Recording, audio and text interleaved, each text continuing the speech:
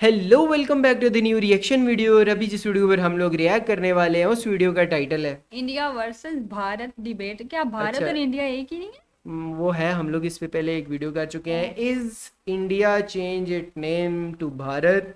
अच्छा, नीतीश राजपूत भैया की वैसे जो वो होती है ना, क्या बोलते हैं, इनका दिमाग बहुत तेज़ है और बातें बहुत अच्छी होती हैं, काफ़ी इंफॉर्मेटिव है। पाकिस्तान से रिलेटेड भी इनकी एक वीडियो है जिस पे हम लोगों ने अभी तक रिएक्ट नहीं किया हुआ।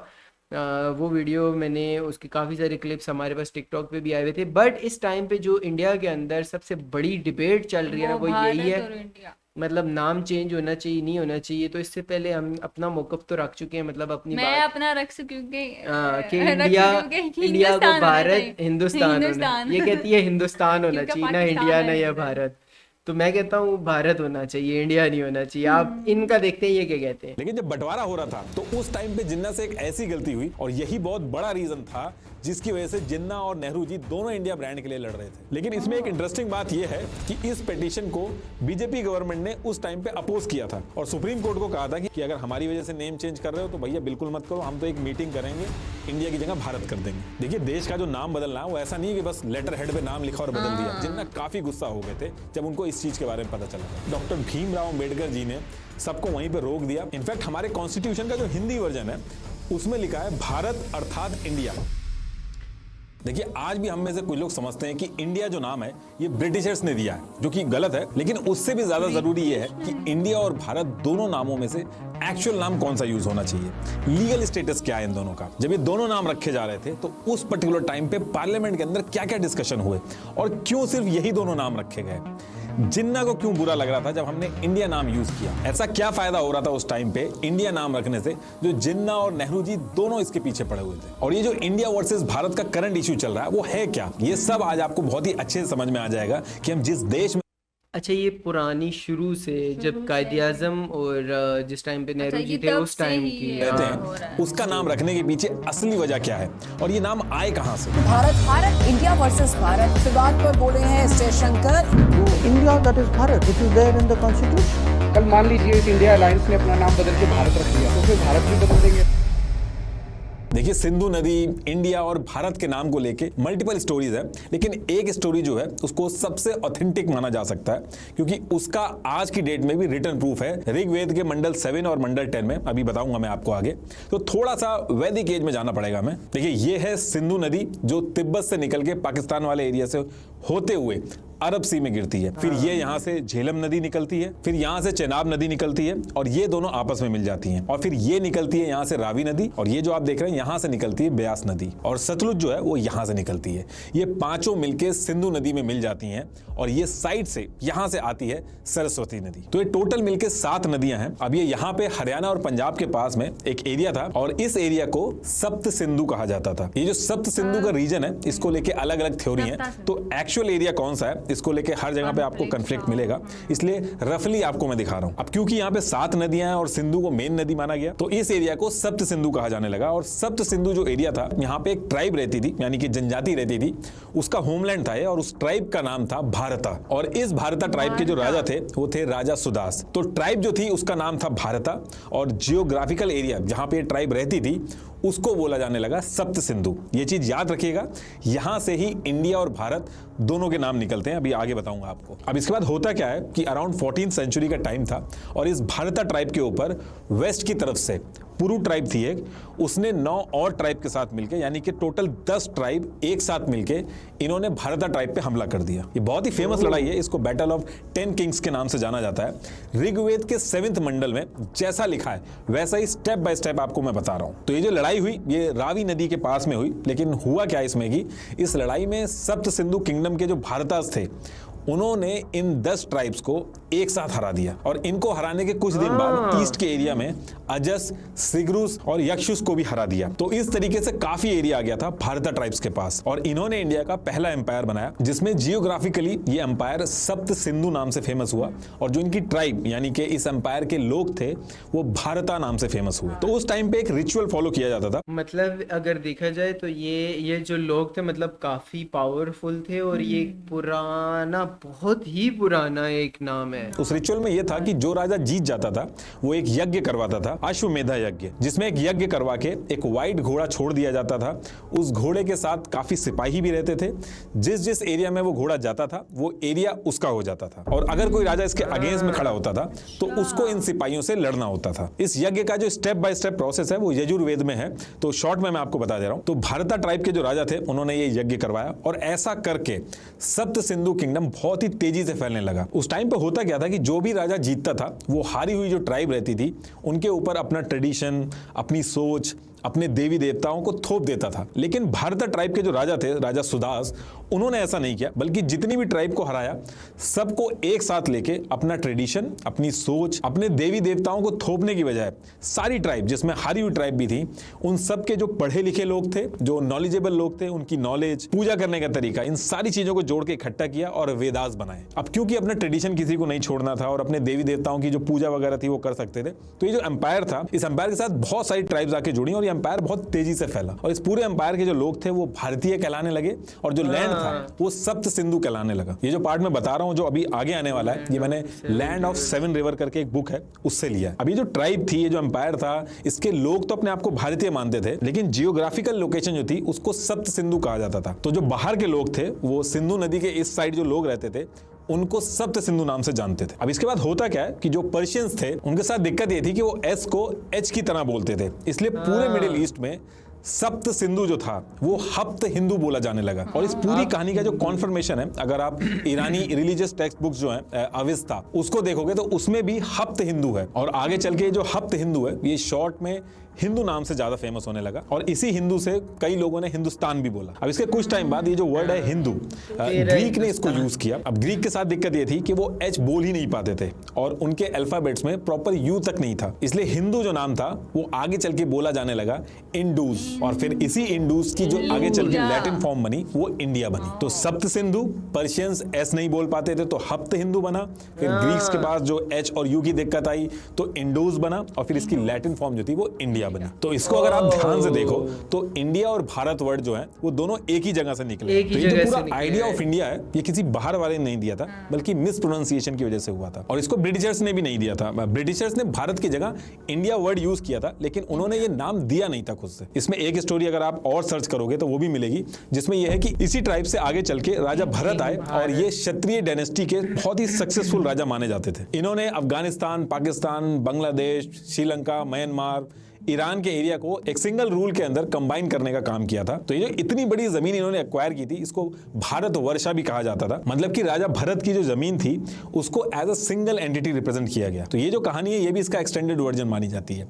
इसके बाद अलेक्जेंडर ने जब 3rd सेंचुरी बीसी में इंडिया को इन्वेड किया तो इंडस नाम फेमस हुआ भारतीयों का। एक्चुअली में जब मुगल्स आए तो हिंदुस्तान वर्ड जो है वो फेमस हुआ, और उसके बाद जब ब्रिटिशर्स आए तो ब्रिटिश इंडिया बोला जाने लगा। अब ब्रिटिशर्स के 200 साल राज करने के बाद टाइम आता है बंटवारे का, और इस टाइम पे ब्रिटिश इंडिया जो नाम था वो पूरे वर्ल्ड में फेमस हो चुका था। लेकिन जब बंटवारा हो रहा था तो उस टाइम पे जिन्ना से एक ऐसी गलती हुई, और उस गलती के बारे में आज भी पाकिस्तान में बात होती है। बंटवारे के टाइम पे जिन्ना ने अपने देश का नाम पाकिस्तान रखा, और ये अज्यूम कर लिया कि नेहरू जो है वो अपने देश का नाम भारत ही रखेंगे, क्योंकि पूरे संस्कृत, बुद्धिस्ट, जैन स्क्रिप्चर्स हर जगह भारत का ही नाम था, इंडिया नाम कहीं भी मेंशन नहीं था। और जिन्ना ये सोच रहे थे कि नेहरू कभी भी इंडिया अपने देश का नाम नहीं रखेंगे, एक तरफ पाकिस्तान होगा और दूसरी तरफ हिंदुस्तान होगा। इस अजम्पशन की वजह से शुरू में कोई भी बहस नहीं हुई, लेकिन नेहरू जी ने माउंटबेटन जो थे उनसे पहले से ही बात कर ली थी इंडिया नाम को लेके। अब होता क्या है कि सितंबर 1947 की डेट थी, करीब आजादी से 1 महीने बाद की बात थी। लॉर्ड माउंटबेटन ने मोहम्मद अली जिन्ना को एक आर्ट एग्जीबिशन था उसका ऑनरेरी प्रेसिडेंट बनने के लिए इनवाइट किया, और एक बढ़िया सा इन्विटेशन कार्ड भेजा, और उस इन्विटेशन कार्ड पे लिखा था ये exhibition dominions of India and Pakistan की है। अब ये देख के जिन्ना बहुत ज्यादा गुस्सा हो गए कि हिंदुस्तान या भारत की जगह नेहरू ने इंडिया नाम ले लिया है। और इसके बाद जिन्ना तुरंत माउंटबेटन को लेटर लिखते हैं कि बड़े अफसोस की बात है कि किसी मिस्टीरियस रीजन की वजह से हिंदुस्तान ने इंडिया वर्ड को अडॉप्ट कर लिया, जो मिसलीडिंग है और ये कंफ्यूजन पैदा करेगा। ये चीज माउंटबेटन ने ऑफिशियली भी कही है कि जिन्ना काफी गुस्सा हो गए थे जब उनको इस चीज के बारे में पता चला था। अब आप कहोगे कि इंडिया नाम में ऐसा क्या था जो जिन्ना और नेहरू जी दोनों लेना चाहते थे। देखिए इतने साल हो गए थे, इंडिया नाम की एक हिस्टोरिकल सुप्रीमेसी कायम हो गई थी, इंडिया एक ब्रांड बन चुका था, इंडियन सब कॉन्टिनेंट की एक हिस्टोरिकल हिस्टोरिकल लेगेसी बन चुकी थी इस नाम की। और नेहरू जी का इंडिया नाम अडॉप्ट करना और जिन्ना का पाकिस्तान नाम रखना ऑल ओवर वर्ल्ड में ऐसा गया जैसे पाकिस्तान इंडिया से अलग हुआ है, जबकि जिन्ना ये चाहते थे कि इंडिया नाम जो है वो कोई यूज ना करे ताकि ऐसा लगे कि दो देश सेम टेंजेंट पे अलग हुए हैं। ऐसा बिल्कुल नहीं लगना चाहिए कि पाकिस्तान एक बड़े देश इंडिया जिसकी इतनी पुरानी लेगेसी है उससे अलग होकर बना है। और इस नाम का एक एडवांटेज भी था कि जहां जहां पे ब्रिटिश इंडिया नाम और टाइटल यूज हुआ था, इंडियन आर्मी से लेके यूएन तक, वो सब इंडिया नाम से रिप्लेस हो गया था। ब्रिटिश इंडिया अब इंडिया बन चुका था, इस तरीके का मैसेज गया था। और जिन्ना ऐसा बिल्कुल भी नहीं चाहते थे। इसको ऐसे समझ लीजिए कि कोई ब्रांड है, KFC मान लेते हैं, उसका जो ओनर है वो अपने एक बेटे को KFC देता है, अपने दूसरे बेटे को ऐसे ही DRB नाम से एक ब्रांच खोल के दे देता है। तो लोग तो KFC को ही जानते हैं ना, इसीलिए दूसरा बच्चा कह रहा है कि ये KFC जो नाम है या तो मुझे दे दो या फिर किसी को मत दो। जिन्ना ने यहां तक कह दिया था कि ये जो इंडिया नाम है ये सप्त सिंधु से बना है, इसकी जो मेन नदी सिंधु है ये पूरी की पूरी पाकिस्तान से होकर गुजरती है, तो लॉजिकली भी इस नाम पे पाकिस्तान का हक होना चाहिए, लेकिन ऐसा कुछ भी नहीं हुआ। और यही रीजन है कि पाकिस्तान आज की डेट में भी कह रहा है कि अगर इंडिया भारत नाम चेंज करवाएगा यूएन में तो इंडिया नाम हम ले लेंगे। और ये जो सारी चीज मैंने आपको भी बताई है ये सब आपको बुक एक है इंडिया। नहीं, वैसे इस तरह की पाकिस्तान के अंदर फिलहाल तो डिबेट नहीं हो रही है। अगर इस तरह की कोई डिबेट हुई भी है, डिबेट वगैरह, तो वो कहीं शायद UNO वगैरह में किसी ने बात की हो, बट पाकिस्तान में ऑफिशियली तौर पे या न्यूज़ में या कहीं पे भी नहीं सुना यूट्यूब, मतलब या तो जो सोशल मीडिया के प्लेटफॉर्म्स हैं उन पे नहीं हो रही, क्योंकि पाकिस्तान के इस टाइम पे थोड़े से मसाइल डिफरेंट हैं। हम लोग इलेक्शंस को लेके ना बहुत ज़्यादा हुए हैं कि इलेक्शंस हो जाएं ताकि मुल्क स्टेबल हो जाए, तो इस तरह की कोई वैसी डिबेट हो नहीं रही। हिस्ट्री बाय जॉन की, इसमें सब मिल जाएगा। और पेज 56 और 58 में से ज्यादा चीजें उठाई हैं मैंने। अब देखिए नाम जो था वो नेहरू जी ने ले तो लिया था, लेकिन इस नाम को किस तरीके से यूज किया जाएगा इस पे भी फैसला होना था। और इसके बाद डेट आती है 17 सितंबर 1949 और इस दिन कॉन्स्टिट्यूशन के आर्टिकल 1 में देश का नाम लिखा जाना था। तो उस दिन 17 सितंबर 1949 को डॉक्टर भीमराव अम्बेडकर जी ने आर्टिकल 1 का फाइनल वर्जन कॉन्स्टिट्यूएंट असेंबली में पेश किया, जिसमें भारत और इंडिया दोनों नाम थे। उन्होंने आर्टिकल 1 के क्लॉज 1 के लिए मोशन मूव किया, जिसमें यह था कि India that is Bharat shall be a union of state. Motion move करने का मतलब है कि प्रस्ताव रखना कि आर्टिकल 1 जो है उसमें यह लाइन होनी चाहिए कि इंडिया दैट इज भारत, और फिर उसके बाद उस पर बहस होती है और सारे लोग अगर एग्री करते हैं तो उस आर्टिकल 1 में ये लाइन ऐड हो जाती है। तो देखिए उस टाइम की कॉन्स्टिट्यूएंट असेंबली डिबेट्स का हर डॉक्यूमेंट, डिस्कशन, हर वर्ड जो बोला गया और रिकॉर्ड को प्रिजर्व करके रखा गया, ताकि आगे चल के अगर लोग किसी उसमें फंसे, किसी दुविधा में फंसे, तो ये सारे डिस्कशन जो है उससे समझ सकें कि क्या क्या रीजन रहे होंगे ये नाम रखने के पीछे। और ये पूरा डॉक्यूमेंट मैंने डिस्क्रिप्शन में लगा दिया है, अगर आपको टाइम मिले तो पढ़िएगा। बहुत ही लंबे डिस्कशन के बाद ये डिसाइड हुआ था कि नाम क्या होना चाहिए और इसको कैसे लिखना चाहिए, कॉमा कहाँ होगा, इंडिया पहले आएगा कि भारत क्या आएगा, ये सारा डिस्कशन उसमें है। तो डिबेट होती है उसमें, और इंडिया दैट इज भारत ये वाला जो मोशन था वो यूनानिमसली यानी कि बिना किसी अपोजिशन के पास हो गया, किसी ने भी इसके खिलाफ वोट नहीं किया, और ये चीज कॉन्स्टिट्यूएंट के आर्टिकल 1 में ऐड कर दी गई। लेकिन ये जो पूरा डिस्कशन हुआ था उस टाइम पे बहुत ही लॉजिकल और इंटरेस्टिंग था। मैं थोड़ा सा शॉर्ट में आपको बता देता हूं। तो जैसे डिस्कशन शुरू होता है उसमें जनता पार्टी के HV कामत जी, इन्होंने कहा कि जब एक बच्चा पैदा होता है तो उसका नया नामकरण होता है, ऐसे हमारा नया देश बना है तो हमारा जो देश है इसका नाम भी भारत, भारतवर्ष, भारत भूमि या भारतीय इस तरीके कुछ होना चाहिए। इसी तरीके से बाकी कुछ लोग भी कह रहे थे कि हिंद या फिर हिंदुस्तान होना चाहिए। तो इस चीज पे डॉक्टर भीमराव अम्बेडकर जी ने सबको वहीं पे रोक दिया। उन्होंने कहा कि ये सब जो बातें आप कर रहे हैं कहीं और इंटरेस्टिंग लग सकती हैं, लेकिन अभी जो डिस्कशन चल रहा है वो इंडिया और भारत पे चल रहा है, तो नाम इंडिया या भारत होगा उस पे बात कीजिए। इसमें कांग्रेस के गोविंद दास जी थे, उन्होंने कहा कि इंडिया दैट इज भारत तो ठीक है, लेकिन इसकी जगह Bharat that is known as India in foreign ये होना चाहिए। उन्होंने इसमें यह भी कहा कि भारत माता जय की नारे लगा के हम लोगों ने आजादी की लड़ाई की है, तो ऐसा रहेगा तो ये ज्यादा बढ़िया रहेगा। इसमें कमलापति त्रिपाठी जी ने कहा भारत दैट इज इंडिया ये होना चाहिए, जो आप पहले इंडिया लगा रहे हो ये गलत है।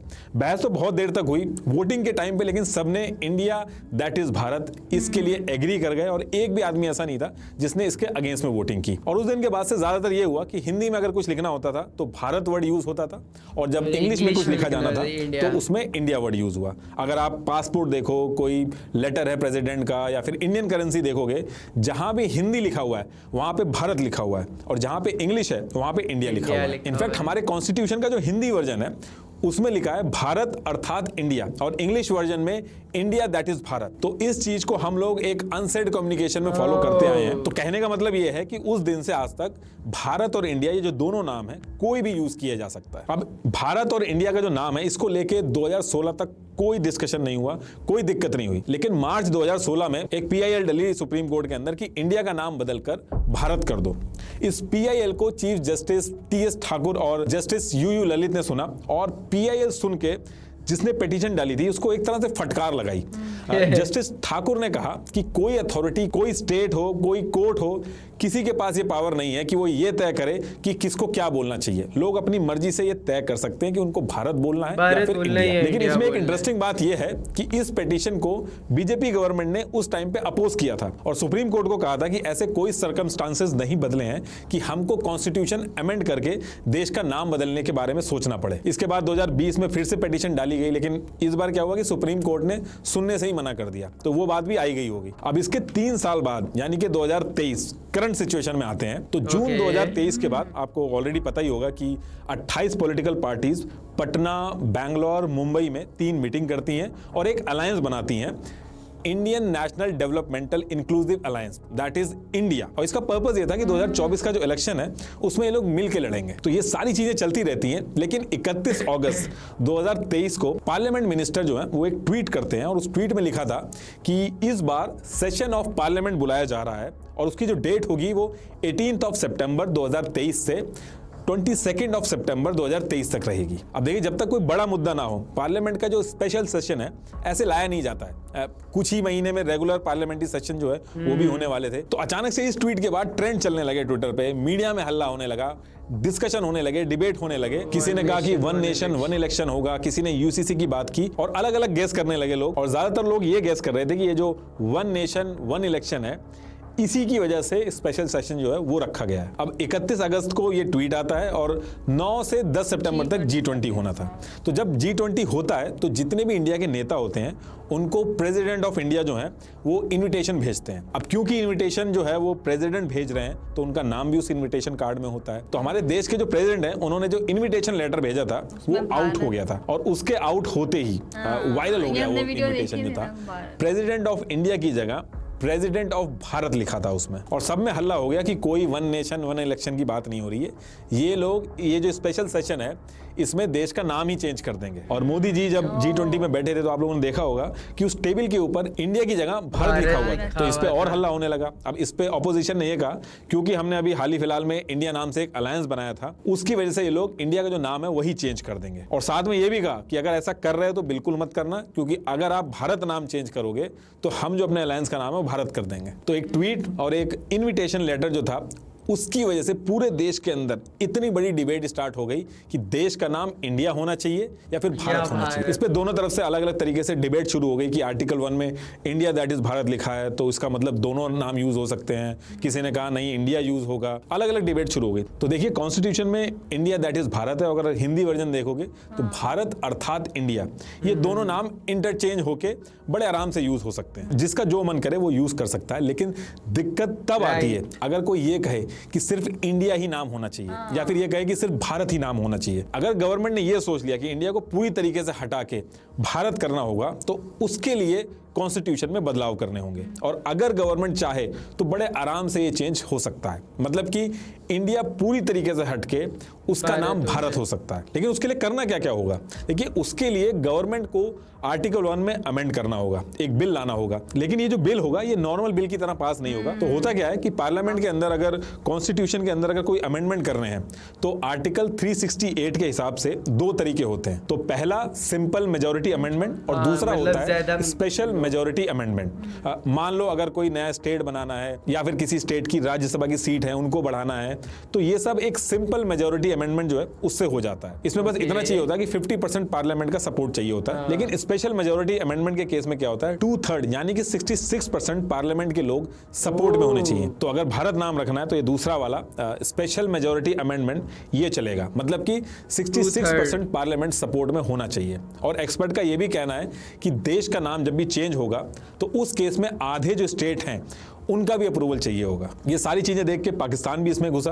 पाकिस्तान की हिस्टोरियन है आयशा सिद्दीका, इन्होंने कहा कि अगर इंडिया ऐसा करेगा तो पाकिस्तान की एक लंबी जो इच्छा है ना उसका नाम इंडिया रखने की, वो पूरी हो जाएगी। और इधर इंडिया एयरलाइंस के जो नेता हैं वो भी ये कह रहे हैं कि अगर हमारी वजह से नेम चेंज कर रहे हो तो भैया बिल्कुल मत करो, हम तो एक मीटिंग करेंगे, इंडिया की जगह भारत कर देंगे। अब देखिए इसमें ऐसा नहीं है कि इंडिया पहली कंट्री होगी जिसने अपने देश का नाम चेंज कर दिया है। 1989 में बर्मा ने म्यांमार कर दिया अपने आप को। जनवरी 2020 में हॉलैंड के दोनों नॉर्थ और साउथ रीजन को नीदरलैंड में मर्ज कर दिया गया था। 19th सेंचुरी में ब्रिटिश एम्पायर ने जो श्रीलंका है अभी उसका नाम सिलोन कर दिया था, बाद में उसको चेंज करके फिर से श्रीलंका कर दिया गया। 1935 में पर्शिया की सरकार ने पर्शिया को ईरान बुलाया। द फ्रेंच रिपब्लिक अपने आप को फ्रेंच कहलाता है। देखिए नाम तो बहुत बार चेंज हुए हैं, लेकिन इसके साथ साथ एक और इंटरेस्टिंग फैक्ट है कि जो बहुत बड़ी बड़ी कंट्रीज हैं उनके जो नाम है वो भी उनकी कंट्री के नाम नहीं है, वो नाम भी उनको दिए गए हैं। जैसे कि अमेरिका, ब्रिटेन, जर्मनी, ये इनके ओरिजिनल नाम नहीं है, इनको जिन्होंने कॉन्कर किया था उन्होंने ये नाम दिए थे। तो देखिए इंडिया का जो नाम है वो चेंज तो हो सकता है, लेकिन अगर नाम चेंज होता है तो उस केस में दिक्कत क्या क्या आएगी। देखिए कंट्री का जो नाम है वो एक ब्रांड की तरह वर्क करता है और रिसर्चर जो है इसको कंट्री ब्रांड इक्विटी से कैलकुलेट करते हैं। फिलिप कॉटलर और डेविड इनके रिसर्च पेपर के हिसाब से एक कंट्री का जो नाम होता है वो किसी भी प्रोडक्ट की वैल्यू को बढ़ाता या घटाता है। जैसे कि हम अगर कोई मेड इन स्विट्जरलैंड का प्रोडक्ट खरीदें तो उसकी जो ब्रांड वैल्यू है वो मेड इन पाकिस्तान की ब्रांड वैल्यू जैसी नहीं होती है। तो कंट्री का जो नाम है वो एक ब्रांड की तरह बन जाता है और जो उस कंट्री के प्रोडक्ट्स होते हैं उन प्रोडक्ट्स को बाकी देश में हेल्प करता है और कस्टमर के जो परचेजिंग डिसीजंस हैं उनको इन्फ्लुएंस करता है। जब लोग किसी देश का नाम लेते हैं तो उससे उन लोगों के मन में उस देश की जो इमेज होती है वो एक्टिवेट हो जाती है और ये लोगों के परचेज करने के, इन्वेस्ट करने के, ट्रैवल करने के और किसी देश में जाके बसने के डिसीजन को भी इन्फ्लुएंस करता है। इसलिए जब भी किसी कंट्री का नाम चेंज होता है तो उसकी इकोनॉमी, इंपोर्ट, एक्सपोर्ट हर चीज पे असर पड़ता है। आर्मी की यूनिफॉर्म से लेके करेंसी तक हर चीज बदलनी पड़ती है। और जो एक्सपर्ट्स हैं इस फील्ड के उनका ये कहना है कि जो कंट्रीज नाम चेंज करती हैं ये उन कंट्रीज के लिए सही रहता है जिनकी बदनामी हुई हो, लेकिन जो बड़े और अच्छी इमेज वाले देश हैं वो जब नेम चेंज करते हैं उनको नुकसान होता है। और यही रीजन है कि जर्मनी, ब्रिटेन, अमेरिका जिन्होंने इनके ऊपर रूल किया उन्होंने ही ये नाम दिए उनको, लेकिन उसके बाद भी इन बड़ी कंट्रीज ने वो नाम चेंज नहीं किया। इनफैक्ट मैं अगर इंडिया का भी एग्जांपल लूं तो बंगाल जो है उसके पार्टीशन हुए कितने साल हो गए। जो ईस्ट बंगाल था वो आज की डेट में बांग्लादेश हो चुका है, लेकिन इंडिया वाला जो वेस्ट बंगाल है वो अभी तक उसने अपना नाम चेंज नहीं किया क्योंकि बहुत सारे कॉम्प्लिकेशंस हैं। नाम जब चेंज होता है तो इंटरनेशनल, नेशनल, स्टेट, डिस्ट्रिक्ट और लोकल लेवल पे चेंज होता है और इंडिया के अंदर नाम चेंज करना बाकी कंट्रीज के कंपैरेटिवली और ज्यादा मुश्किल है क्योंकि ये दुनिया का सबसे डाइवर्स नेशंस में से एक है। अलग अलग लैंग्वेज की वजह से हर लैंग्वेज में इसको चेंज करना पड़ेगा। नाम जब बदलना होता है तो कई सारे कामों में पैसा खर्च करना होता है, मैप्स को अपडेट कराना होता है, नेविगेशन सिस्टम जो होता है वो अपडेट होता है, अलग अलग ऑफिसेज में यूज किए जाने वाले जो कागज वगैरह होते हैं उनको बदलना होता है। इसके अलावा प्राइवेट बिजनेसेस, कॉर्पोरेट हाउसेस और नॉन गवर्नमेंटल इंस्टीट्यूट्स इनका भी खर्चा होता है। एक कंट्री के नए नाम के साथ ब्रांड बनाने में सेम वही दिक्कत आती है जैसे एक कंपनी के ब्रांड बनाने में आती है। जैसे वो मैंने KFC वाला एग्जांपल दिया था और यही बहुत बड़ा रीजन था जिसकी वजह से जिन्ना और नेहरू जी दोनों इंडिया ब्रांड के लिए लड़ रहे थे। और ये बात भी सच है कि जो जोश भारत माता की जय बोलने में आता है, भारत वर्ड यूज करने में आता है, वो अलग होता है, उसकी फीलिंग अलग होती है। इससे हमारा कल्चर भी प्रमोट होता है, इससे हमारी हिस्ट्री प्रिजर्व रहती है। लेकिन इन सारी चीजों के साथ एक कॉस्टिंग भी जुड़ी है, वो भी डिस्कस कर लेते हैं। देखिए देश का जो नाम बदलना है वो ऐसा नहीं है कि बस लेटर हेड पे नाम लिखा और बदल दिया। ये सब काम छोटी मोटी कंट्रीज तो कर लेती हैं, लेकिन इंडिया जैसी कंट्री जिसका इन्फ्लुएंस आज की डेट में काफी तेजी से बढ़ रहा है उसके लिए काम आसान नहीं होगा और काफी महंगा सौदा भी होगा। 2018 में इलाहाबाद का नाम बदल के प्रयागराज कर दिया गया था। तो गवर्नमेंट के जो एस्टिमेट्स के हिसाब से ही स्टेट गवर्नमेंट को इसमें 300 करोड़ रुपए खर्च करने पड़े थे। 2018 में एक अफ्रीकन कंट्री थी स्वाजीलैंड, इसने अपना नाम चेंज करके स्वातिनी रख लिया था। साउथ अफ्रीका के intellectual property lawyer Darren Oliver ने इसको एक कॉर्पोरेशन से कंपेयर करके कितना पैसा लगा एक देश को नेम चेंज करने में उसको कैलकुलेट करने का एक मॉडल बनाया। इस मॉडल के हिसाब से एक बड़ी कंपनी की एवरेज मार्केटिंग कॉस्ट उसके टोटल रेवेन्यू की 6% के आसपास होती है और जो रीब्रांडिंग कॉस्ट है वो ओवरऑल मार्केटिंग बजट का 10% हो सकती है। तो ये जो मॉडल है इस मॉडल को उठा के आउटलुक मैगजीन ने इंडिया नाम चेंज को एनालाइज किया और उनके हिसाब से इंडिया का नाम बदलने में कम से कम 14,000 करोड़ रुपए का खर्चा आएगा। इंडिया की टोटल रेवेन्यू रिसिप्ट जो है वो 2022 से 2023 में 23.84 लाख करोड़ रुपए में थी। तो इस मॉडल को अगर हम लगाएं तो उसके हिसाब से 14,034 करोड़ तो कम से कम खर्चा होगा। Thank you. खैर वीडियो के बीच में हम लोग बहुत ज़्यादा नहीं बोले क्योंकि वीडियो इतनी इंटरेस्टिंग थी। इस बंदे ने पूरी शुरू से एक स्टोरी बताई कि इंडिया और भारत दोनों नाम कहाँ से निकले, मतलब एक ही जगह से शुरू हुए और बेसिकली किसी ने दिए नहीं नाम, مطلب پروننسیشن اگر تمہاری ہے یا میری ہے, ہم لوگ ٹیڑھا میڑھا بول رہے ہیں کسی کو, جیسے تم سے ایچ نہیں بولا جاتا, ایس نہیں بولا جاتا, ایس ایس, اس سے بھی پروننسیشن سے بھی مشکل ہوتی ہے اس کو بھی, جیسے سوشل میڈیا بولو, سوشل. تو خیر اس کا بھی ایس خراب ہے. ایسے ہی کچھ کنٹریز ہوتے ہیں جن کے لوگوں کو یہ بولنا مشکل ہوتے ہیں. اب انڈیا کے بہت سارے ایسے لوگوں کے نام ہوتے ہیں جو میں بھی پروننس نہیں کر پاتا. تو اسی طریقے سے یہ انڈیا اور بھارت دونوں نام نکلے ہیں. بٹ مجھے یہ ایک چیز میرے لیے نہیں تھی کہ پاکستان بھی یہ چاہتا ہے کہ انڈیا نام ہو جائے. ویسے ہمارے سامنے اس طرح کی کوئی ڈبیٹ آئی نہیں ہے. ڈبیٹ اگر آئی ہوتی تو میں لازم شیئر کرتا. کیونکہ ہمارے رول ہی کچھ اور ہوتے ہیں, مجھے نہیں لگتا کہ ہماری ہمارا پرابلم نام کو لے کے کبھی نہیں اس طرح ہوئی. ہاں تو خیر انڈیا پاکستان جو ہیں ویسے اچھے نام ہے. انگلش میں انڈیا اچھا ہے, ہندی میں اگر بولو بھارت اچھا ہے, اردو میں اگر کہو تو ہندوستان اچھا ہے. تو مطلب یہ ساری چیزیں مکس ہو رہی ہیں. تو بٹ جس کو جو دل کرتا ہے یار بولو.